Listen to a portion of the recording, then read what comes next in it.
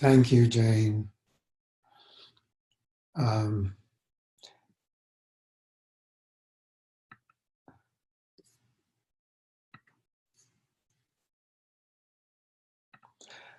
I'm trying to open the chat. There it is. Your questions now will be recorded, but your face won't be. But if that's not a high enough degree of incognito, if you have a question, you can just type it into the chat, and then no one will ever know. So the chat is open, and I'll be looking for any questions that are typed in. But does anyone have a question? Ramiro. Hello. And Jane, thank you for your talk. I hope you're in. I recently engaged in a heated debate so it was right, and I felt I was doing the right thing, but then I felt really bad because I felt I hurt that person. So and today when you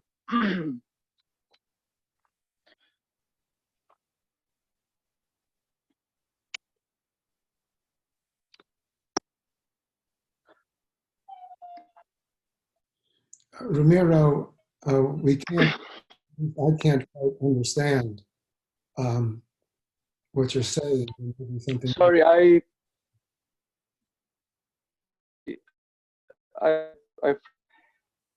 so I want to know, should we, when we should we talk about these things that are happening right now, if we have to keep our opinions? I don't know. I guess I'm confused, and I don't want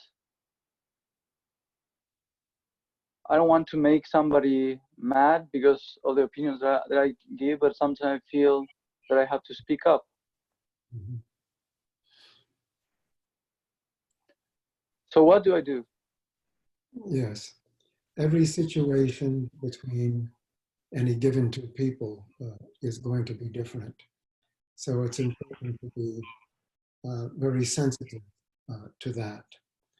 So I know you're not this sort of person at all, but imagine the sort of person who, whenever he meets anybody, simply tells them exactly what's on his mind, good and bad. Some person who's perhaps hypercritical, and in his defense would say, well, that's the way I actually feel. So why shouldn't I say how I actually feel? That's an extreme type of person, but we've all met people like that. And at the other extreme is a person who's extremely reticent, who hesitates, to say anything for fear of offending another person, or perhaps for fear of being challenged and refuted. So what is correct speech is perhaps what your question is. And it actually has something to do with a chat question that just was typed from someone else. We talk about right speech, this chat question, or right action in the Eightfold Path. Does right mean good then? So the Eightfold Noble Path has right speech as one of the steps in the Eightfold Path. And the word that's translated as right is samyak in Sanskrit. And that's way beyond right. Samyak means perfect. All our behavior should be perfect, not just good or correct, but absolutely perfect. Sam is a prefix that intensifies, and samyak, the two together, means pretty much what we would mean by perfect, but it's never translated that way. And maybe that's just a step too far for most people. You mean I have to be perfect all the time in everything I do and say and whatnot? But that's what it is. So then what is perfect? Perfect is what is helpful, is what suits the situation. So in order to cultivate perfect speech, we have to be perhaps more aware than we typically are, more sensitive to the situation. So I always say that our practice develops, clear mind, compassionate heart, and strong center. And you really need all three. And what we mean by clear mind is a mind that is not obstructed, by any personal opinions or any circumstances, that in every situation sees clearly and sees to the heart of things. In some sense, that's our birthright mind, but it's for most of us a mind that has to be cultivated, through practice. So if we do see things perfectly clearly, then we know what to say.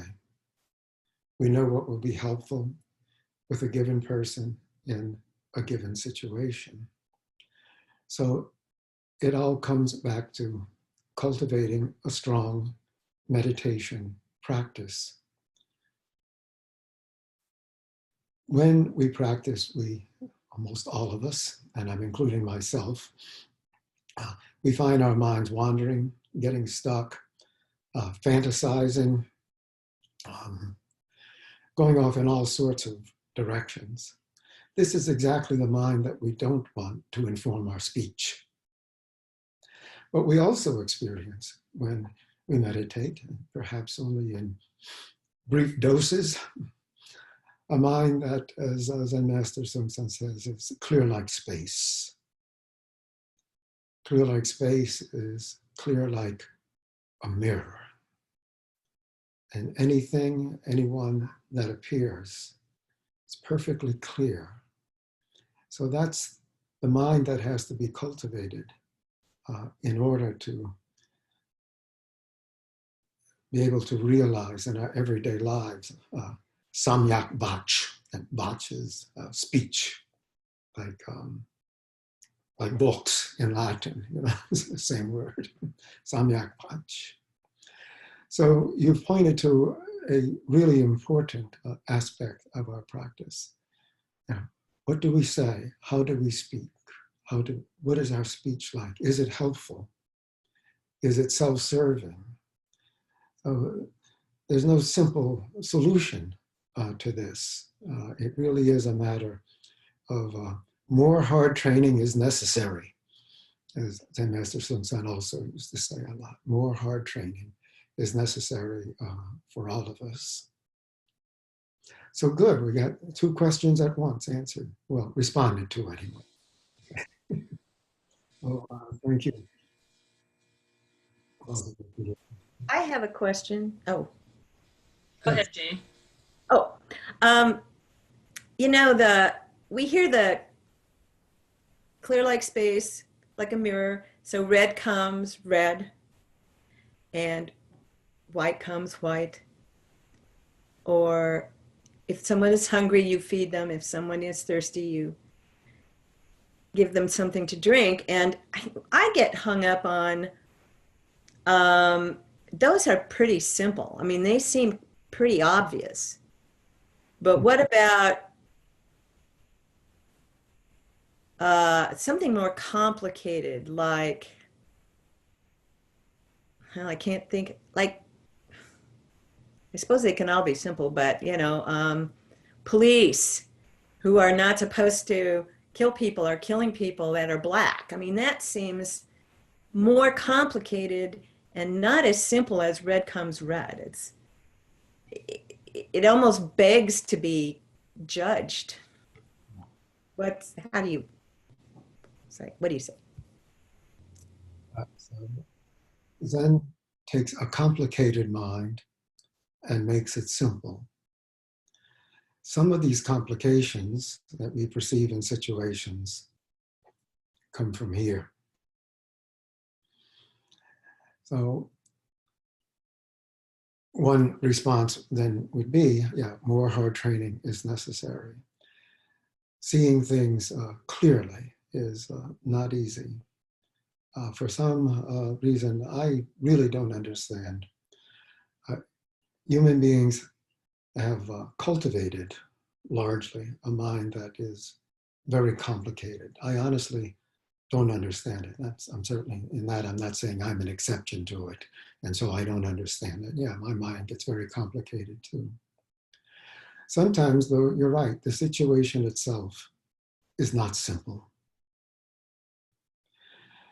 Still, we have to respond in some sort of way or decide that no response is the better course. At least no response, perhaps in that moment. So the cases that you're adducing now from our most unfortunate contemporary situation, they're indeed complicated. But I like to recall what Judy said, what Master Hae said.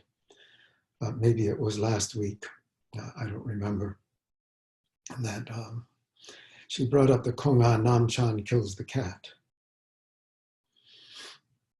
And so, do you put yourself on the line to save the cat? What do you do? So sometimes we say, yeah, one more step is necessary. That's always a good question to ask ourselves when responding to a complicated situation. It might be the natural instinct to simply to draw back so as not to make a mistake, injure someone perhaps, or get ourselves injured. So to live an ordinary life is often hazardous in ways large and small. So seeing clearly, again, is what's really necessary. Sometimes something might look very complicated at first glance, and then when you really look at it, oh, it's not that complicated at all. And Kongans are a very good example of that sort of thing. When you're first given a particular Kongan, you say, what? I'll never be able to figure this out. And that might be the case for, 9 or 10 years, during which you're practicing hard. But in the 10th year, just to give an example, oh, that was actually very simple. I made it complicated. So there are two aspects there.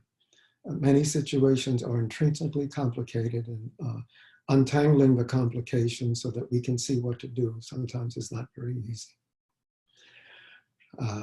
Many times, though, it's our complicated minds that are making something that's very simple too complicated. Every Kongan that I've experienced, every Kongan that I've passed or answered, has been looking at it, of course, it's so obvious, it's so simple, it's so clear. But it certainly is not at first. So we should be grateful to the people who make up Kongans, who have made them up. It's said that there are 1,700. It's hard to account for 1,700. You look at this collection and that collection, and you hear about another one that's probably apocryphal. But maybe if you add them up, all of them, there's 1,700 with a few dozen repeats. I don't think we need any more Kongans. We have a very good supply of them for our practice to continue for a long time. But we're always encountering new Kongans in our everyday life. So we have to bring, that mind, the mind that we use when working on a Kongan, more into everyday life. It's not proving how clever you are. That's not why we work on Kongans. We work on Kongans as training for life. And if you have that in mind, it can change your attitude towards Kongans, which sometimes when you first start working on them, you say, this is just meaningless puzzles, mind games. It's not that at all. They're really very refined tools for training, for how we live our lives. So thank you for your question. We have another question. Stan, when the Buddha was sitting under the Bodhi tree, part of the story is that he was tempted by the devil. Is it Mara, I think is the demon, yeah. That came to him.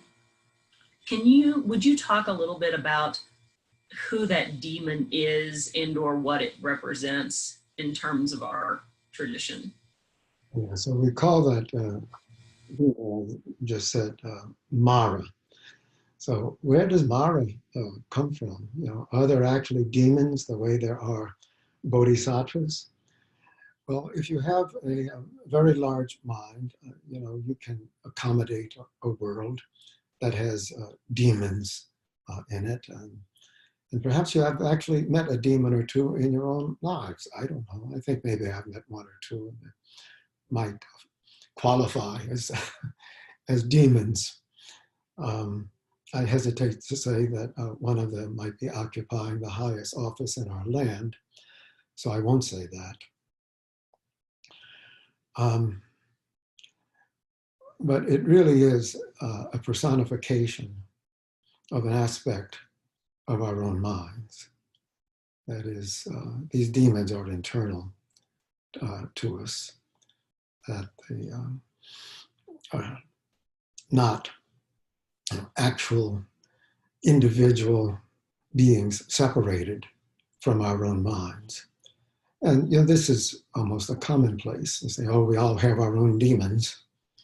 And it's true.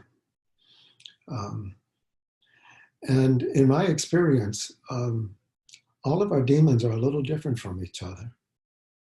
It's like we've tailor-made them to torment our own particular minds. It's an odd sort of thing.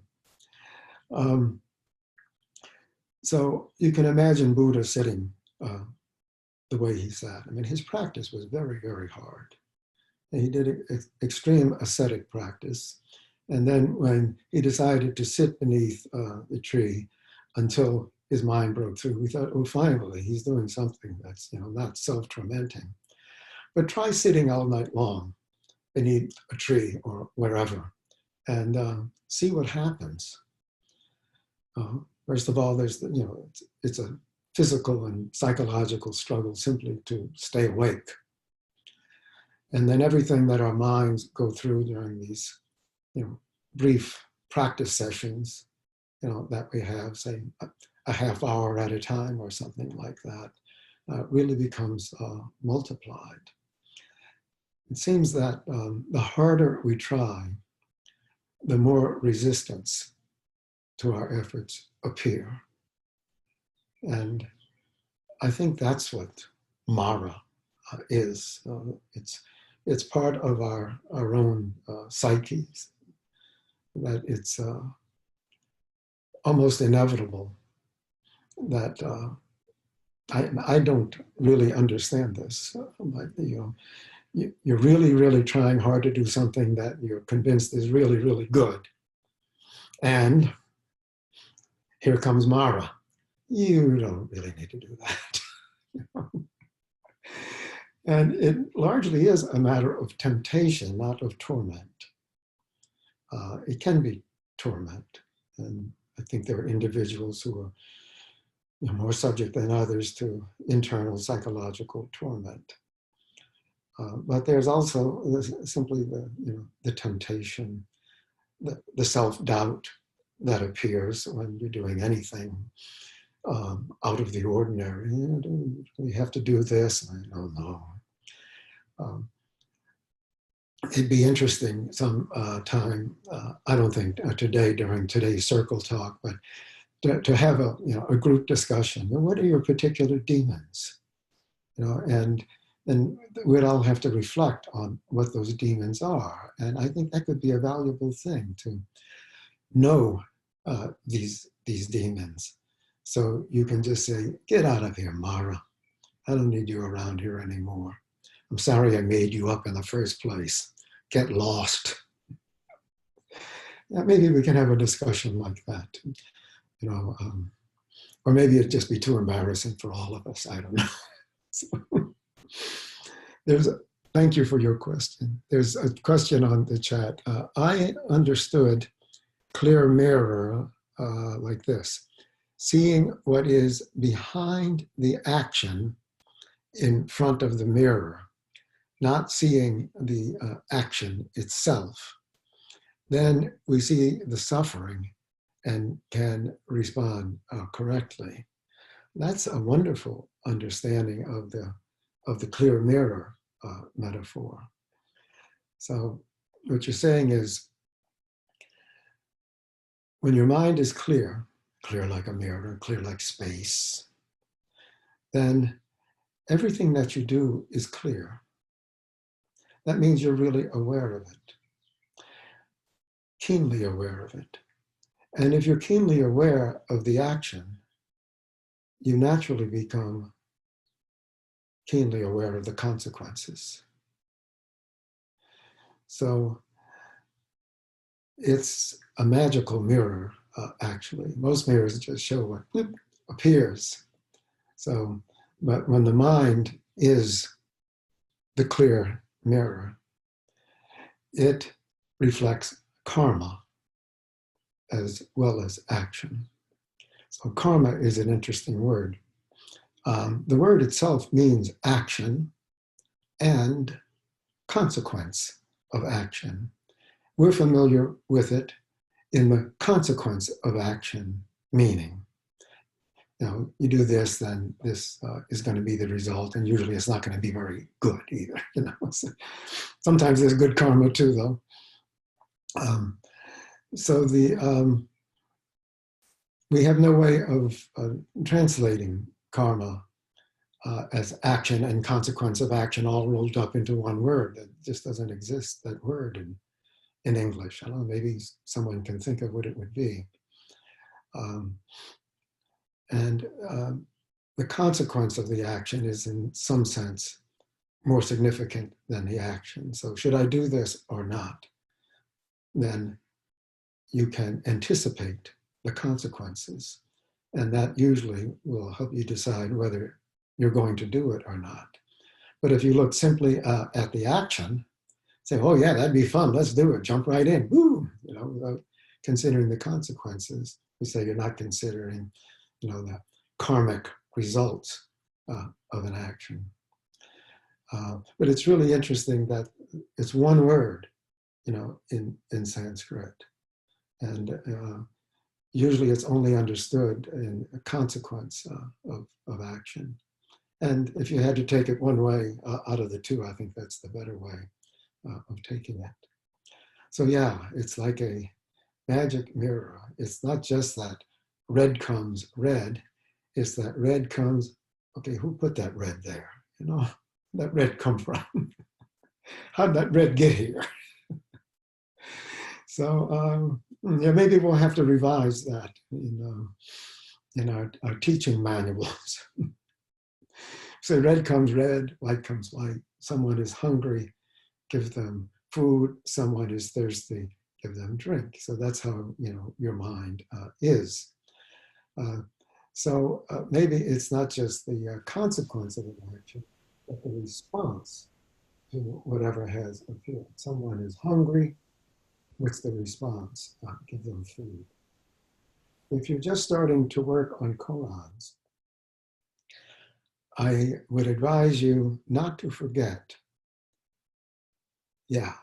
clear like a mirror.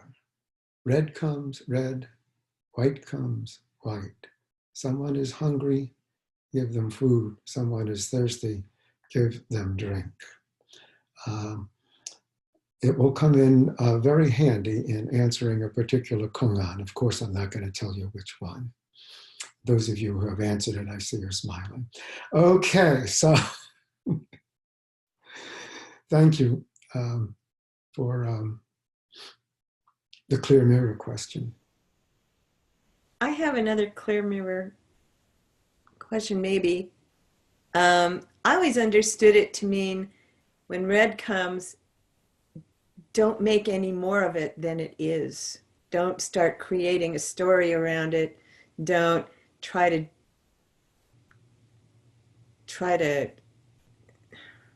just see the red. There's the red. See it without anything around it, without any story that you've created about it. Mm-hmm. Is that it? That's an extension. I think that's a very good extension of red comes red. So an experience can, again, be pure or it can be complicated. You know, it's up to you. It's always good to take it, certainly at the beginning, as something pure. Oh, red.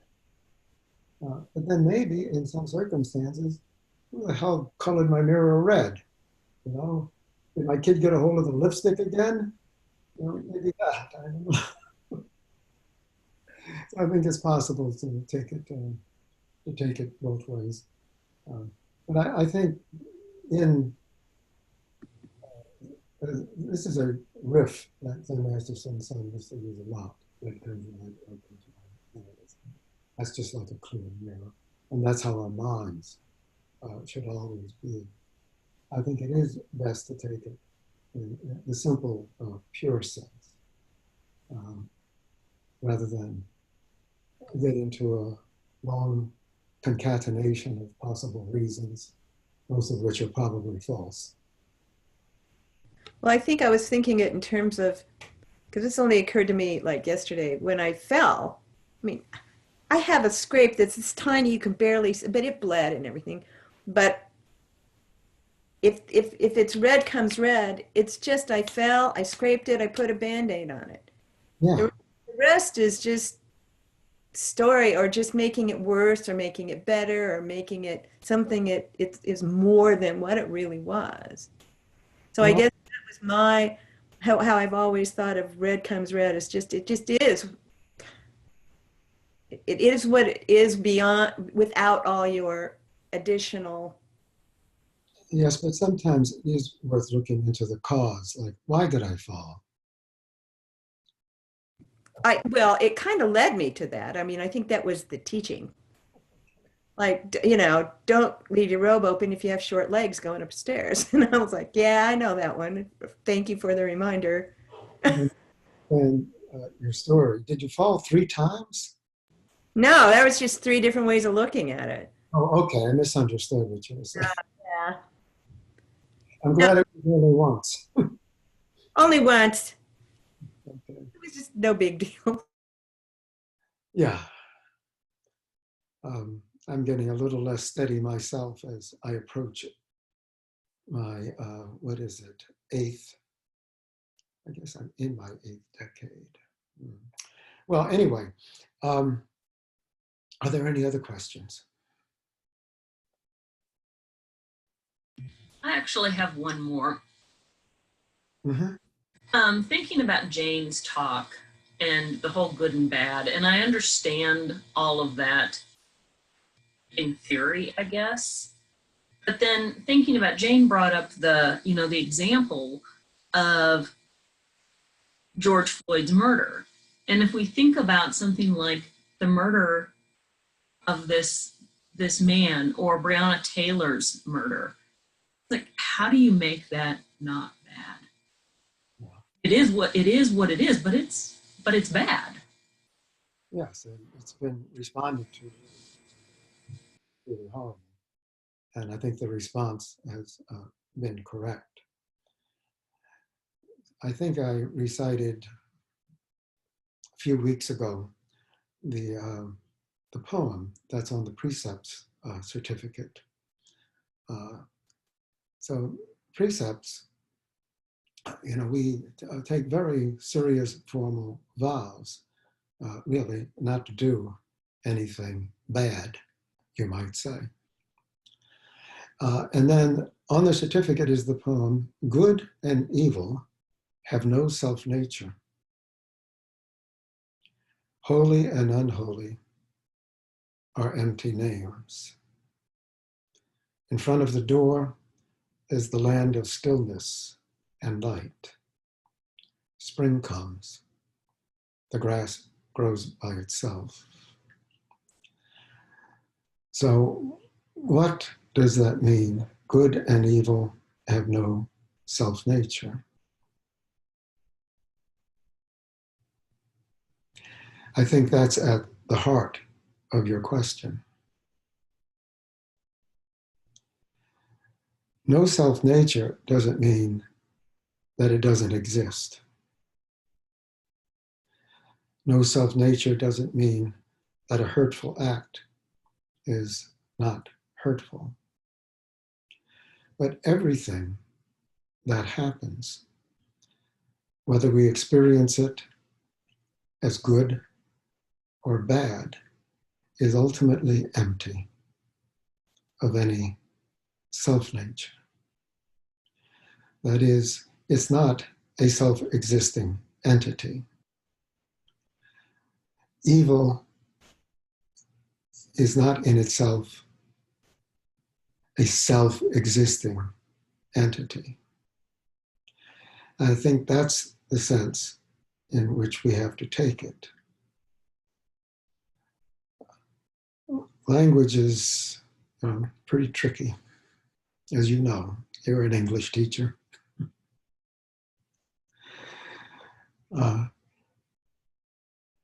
The Shin Chen Ming, which Jane quoted, is full of lines like that.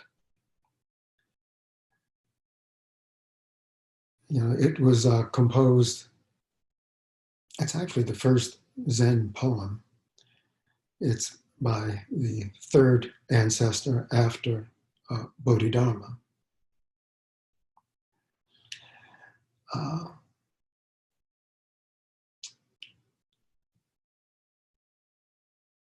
The statements it makes are quite extraordinary.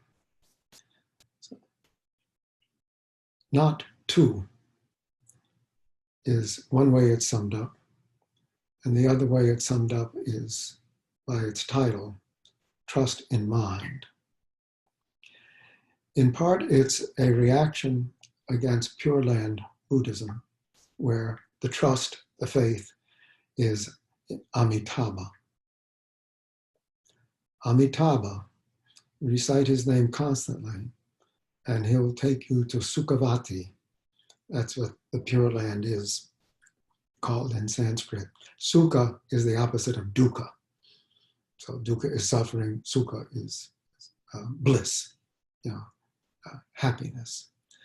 So the admonition is trust your mind. So keep your mind perfectly clear, and to the extent that it is clear, trust it in all judgments of good and evil, even though these acts in themselves have no self-nature. They do have consequences, and the consequences are suffering. So we don't have to think of good and evil to perceive suffering. When you perceive suffering, it's not necessary to judge the act that produced it. It's necessary to try to alleviate the suffering. So I think that's one way of taking, good and evil have no self-nature. We don't have to judge acts. We simply have to respond to consequences and learn not to produce those consequences ourselves, whenever possible. Well, thank you for your question. Let's see what time it is. We usually would stop about now on our regular one-day retreats or longer retreats, actually, and take a 10-minute break before sitting begins. So sitting will begin in 10 minutes at 2 o'clock. It's almost 2 o'clock, guys. Hey. And we'll conclude the interviews. We'll have the two last interviews sitting again. Anything else that I'm not thinking of? Yes. Okay, when I am doing an interview and I'm supposed to hit, stop the sitting and start walking, or stop the walking and start sitting, Oh, yes. what do I do? What if I'm in the middle? What if they're in the middle? What happens? And if you're walking, oh, I see. Whatever. And like, let's say you call me 5 minutes before we're supposed to start walking, then what happens? Call you early, like 5 minutes before. Then you just, I'll understand if you don't show up on the day. Go ahead, the other 5 minutes. And I can wait for a long time if you want, it doesn't matter. Okay. Send a chat to me, say, I'm going to come as soon as whatever. Oh, okay. Because I was going to have Jennifer watch her clock and then take over or something, but then she gets distracted. In order to do that,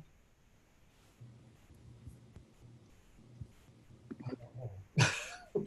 If you want me to do that, I can. That'd be fine also. Yeah. Let